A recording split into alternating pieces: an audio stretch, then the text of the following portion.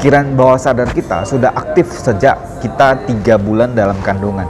Ya, jadi sejak janin bayi 3 bulan dalam kandungan, otak bawah sadarnya sudah aktif. So apapun yang terjadi dari kita, bahkan masih di dalam janin, itu terekam di dalam pikiran bawah sadar. Dari kita 3 bulan sampai hari ini, Anda 20 tahun, 30 tahun, 40 tahun, 50 tahun, bahkan sampai meninggal, semuanya diprogram di dalam pikiran bawah sadar kita. Jadi sadar atau tidak, banyak pencapaian kita, banyak hal-hal yang kita capai dalam hidup ini, itu tergantung dari program apa yang ada di dalam pikiran bawah sadar kita. Maka banyak orang sukses mengatakan kesuksesan kita tergantung daripada lingkungan kita, daripada pergaulan kita, daripada buku apa yang kita baca, daripada pola didik dan sebagainya. Sebenarnya itu adalah apa yang dimasukin ke dalam pikiran bawah sadar kita. Boleh dikatakan seperti itu. Dari waktu kecil kita terekam. Misalnya bagi ibu hamil, wanita yang hamil, ya, Anda mungkin tahu ada musik tertentu, musik jazz dan sebagainya didengarkan. Maka bayi itu karakternya bisa lebih tenang, bisa lebih imajinatif dan sebagainya.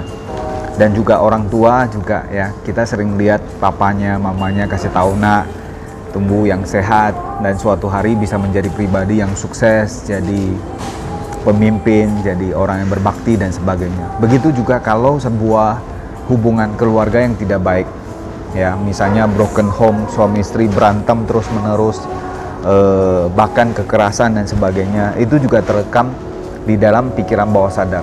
Ya, mungkin kita tidak sadar bahwa bayinya belum lahir kok, tapi dari sejak di janin sampai kita kalau balita dewasa, dia bisa mengakses lebih luas lagi, bisa dengar, bisa lihat dan sebagainya. Maka semua itu didekam di dalam pikiran bawah sadar kita. Secara tidak sadar itu akan mempengaruhi masa depan si anak, ya, kepribadiannya, karakternya, mungkin juga mental blocknya. Berapa banyak di antara kita hidup di satu budaya? Contoh, saya dulu dari keluarga yang susah, keluarga yang miskin, dari daerah. Kita sering dinasehati oleh orang tua, terutama mama saya sering orang tua, ya, sering kasih tahu bahwa kita adalah orang miskin, kita adalah orang susah, jangan mau ikuti seperti orang kaya, kita mah nggak mampu dan sebagainya, itu hanya bisa dilakukan orang kaya, kita orang miskin, kita harus hemat dan sebagainya. Pada dasarnya ada yang benar, tetapi kebanyakan adalah tidak sadar, secara tidak sadar itu adalah doktrin yang salah. Ya, dan saya pribadi, mental block saya adalah itu. Saya pernah di satu sisi sebelum saya mengerti tentang pikiran bawah sadar ini, saya terjebak di dalam mental block, yaitu kita adalah orang susah, kita adalah orang yang miskin. Maka banyak pencapaian kita nggak bisa capai. Ya, dulu seolah-olah saya bekerja keras, mau kerja sekeras apapun, kayaknya penghasilan saya nggak pernah lewat dari 10 juta. Kayak mentok di situ. Tapi setelah saya belajar tentang pikiran bawah sadar, saya mengikuti session menghilangkan mental block, seolah-olah blok katup penutup di pikiran bawah sadar itu terbuka, dan penghasilan saya bisa mendadak, bisa dari di bawah 10 juta bisa tembus 100 juta hanya karena mental blocknya dihilangkan. Jadi berapa pentingnya itu kita sadar bahwa apa yang di dalam program pikiran kita itu menentukan masa depan kita, menentukan nasib kita, menentukan pencapaian kita. Jadi bayangin kalau apa yang ada di dalam pikiran bawah sadar kita ibaratnya adalah program yang Anda sengaja bisa install dan juga Anda bisa uninstall. Ya, tentunya kalau Anda bisa install, Anda bisa uninstall.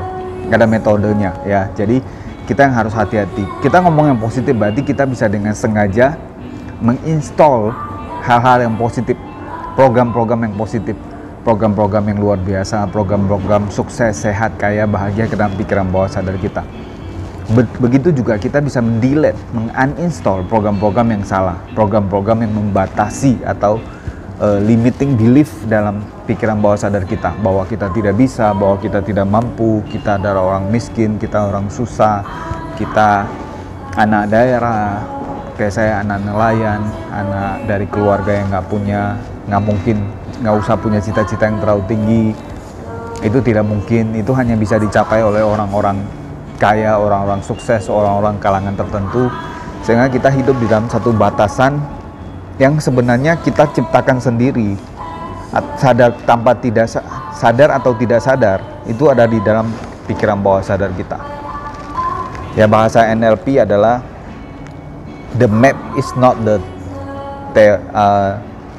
territory, ya. The map is not the territory. Kayak peta itu bukanlah teritori yang sebenarnya. Jadi apapun pencapaian kita, kesuksesan kita, apapun yang kita raih dalam hidup kita, sebenarnya dia ada seperti kayak petanya di dalam pikiran bawah sadar kita.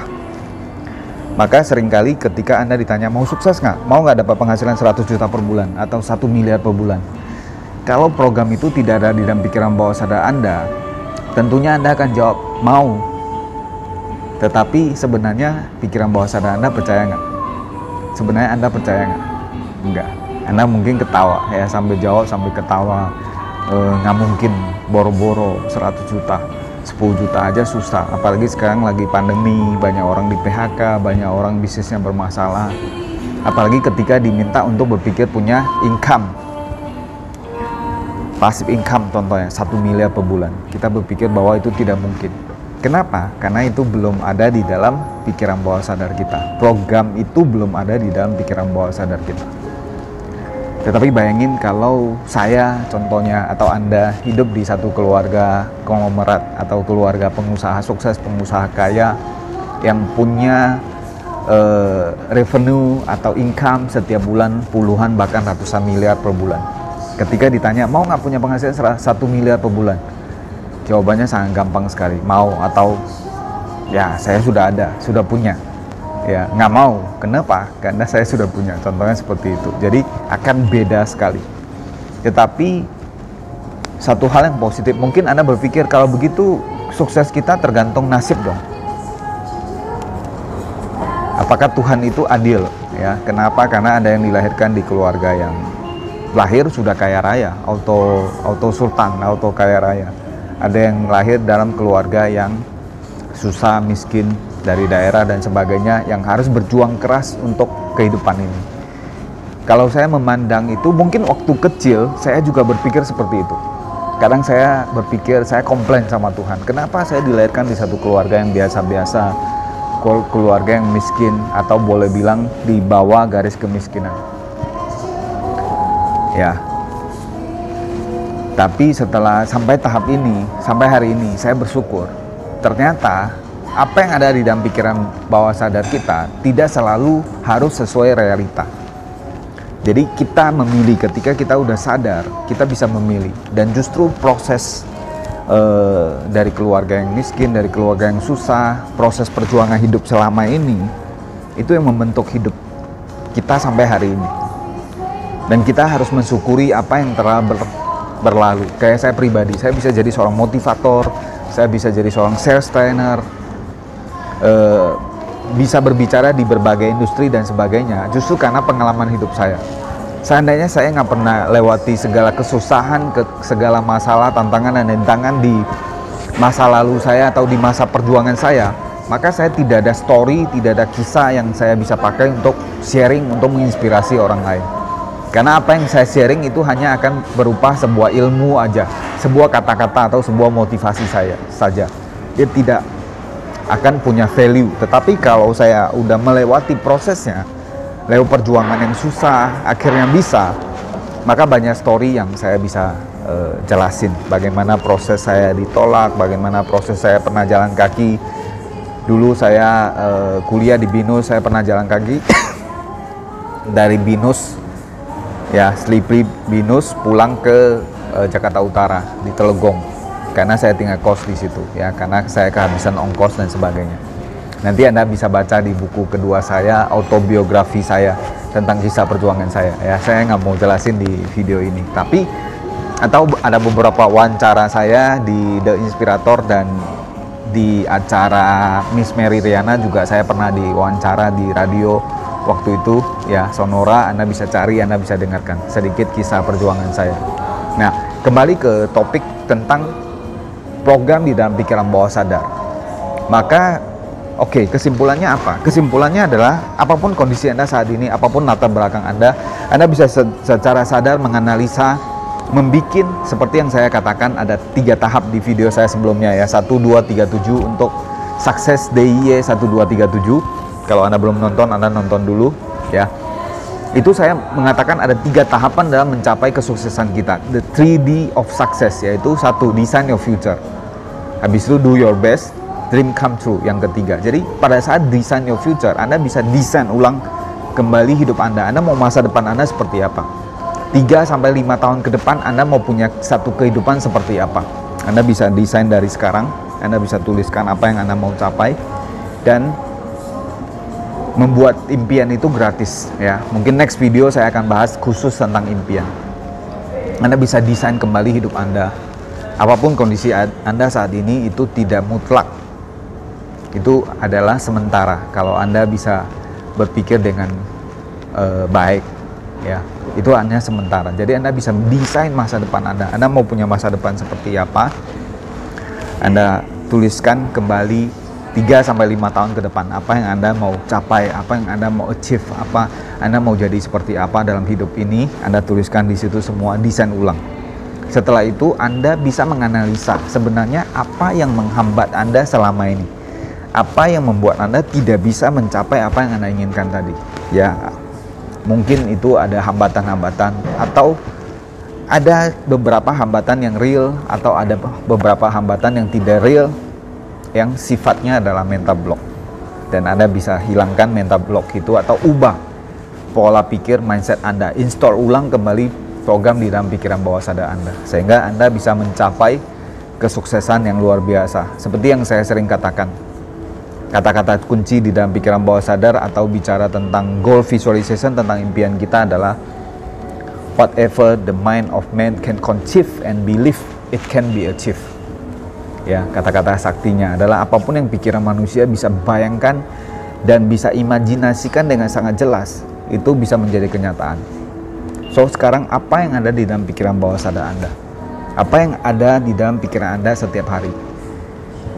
Imajinasi Anda, self-talk Anda tentang apa? Tentang kesuksesan atau tentang kegagalan? Tentang masa depan yang cerah atau tentang masa depan yang tidak jelas? Anda berpikir tentang kesusahan, masalah, rintangan, tantangan, atau Anda berpikir hal-hal yang luar biasa, hal yang positif yang Anda mau raih? Beda orang sukses dengan orang-orang yang sangat-sangat sukses, atau beda orang yang sukses dengan orang yang gagal adalah di ukuran impian mereka, fokus mereka. Sederhananya simple, orang sukses adalah mereka buat target dulu, mereka pikirkan apa yang mereka mau capai dulu, mereka tentukan goalsnya dulu, baru mereka pikirkan caranya bagaimana supaya dia bisa mencapai goals tadi. Apa yang dia harus lakukan, dia harus belajar apa, dia harus minta bantuan siapa, dia harus pakai strategi, pakai cara, pakai alat apa supaya dia bisa mencapai goals yang dia inginkan atau impian yang dia inginkan. Sedangkan orang biasa-biasa, orang rata-rata, dia berpikir adalah dia kerja dulu, nanti kalau udah sukses, nanti kalau udah ada uangnya, baru dia pikirkan dia mau capai apa, mau jadi apa di masa depannya. Jadi tentu itu beda sekali ya. Menurut Anda mana yang lebih mudah dicapai? Tentukan goalsnya dulu, baru pikirkan cara, strategi, atau alat, orang siapa yang bisa bantu kita capai di target yang kita inginkan, atau kita jalanin dulu. Sudah punya uangnya, sudah sampai tahap itu, baru merencanakan masa depan. Yang jelas, Anda tidak akan sampai di mana-mana, karena bahkan Anda tidak tahu apa yang Anda tuju. Ketika kita tahu persis apapun target kita, impian kita, itu pun banyak rintangan, banyak godaan dan sebagainya. Apalagi kalau kita nggak tahu, maka seringkali kita lewati hidup kita begitu aja. 2 tahun, 3 tahun, 5 tahun berlalu tanpa ada sebuah perubahan yang signifikan, ada sebuah pencapaian yang signifikan. Ya, so di video ini saya mau sharing dengan Anda bagaimana Anda memprogram kembali pikiran bawah sadar Anda, bagaimana Anda mendesain kembali masa depan Anda, hidup Anda, dan saya siap membantu Anda untuk coaching, untuk training, dan juga untuk semua pertanyaan di YouTube komen. Biasanya saya ketika saya sempat saya akan baca dan saya balas. Sampai hari ini semua komen saya balas. Saya yakin hidup kita bisa didesain ulang, bisa dirancang. Ibaratnya sebuah gedung ya. Kayak ini saya di lantai 23. Dari sini saya bisa lihat view yang jauh lebih luas, jauh lebih jauh, bisa lihat jauh lebih banyak hal ketimbang kalau kita hanya di bawah. Sama seperti hidup ini, ketika kita punya goals yang besar, punya target yang besar, kita bisa lihat permasalahan dengan lebih jelas. Banyak hal yang tidak perlu kita atur, banyak hal yang tidak perlu kita kendalikan atau bahkan kita selesaikan kalau memang itu nggak ada kaitan dengan masa depan kita atau kesuksesan kita.